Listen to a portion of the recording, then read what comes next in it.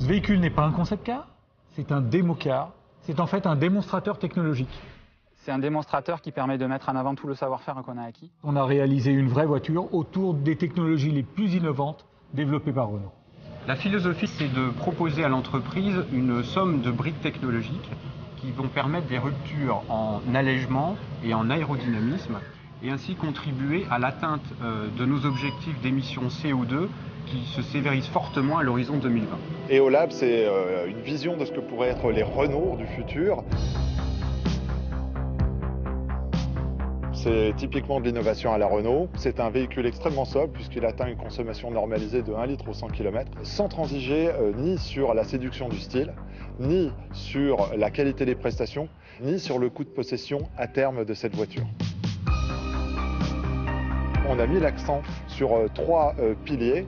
D'abord, on a allégé la voiture, on l'a aérodynamisée et on y a adjoint une chaîne de traction hybride, dite ZE hybride. ZE hybride sur Eolab est l'association d'un moteur thermique d'un côté et d'autre part une chaîne de traction hybride avec une autonomie électrique très importante, jusqu'à 60 km.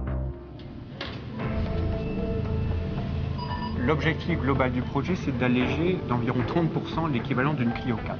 Il a donc fallu mettre en œuvre 4 familles de matériaux, de l'acier, de l'aluminium, du magnésium, des polymères.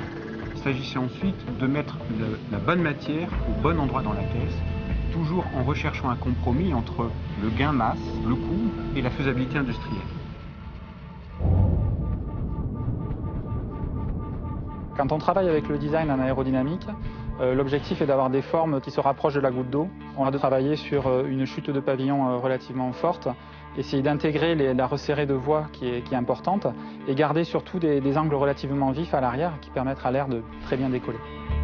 La traînée aérodynamique sur Super Alma est énormément réduite. On représente à peu près 30% de réduction par rapport à une Clio 4, soit environ 6 à 7 grammes de réduction de CO2 par kilomètre, ce qui est une valeur vraiment énorme.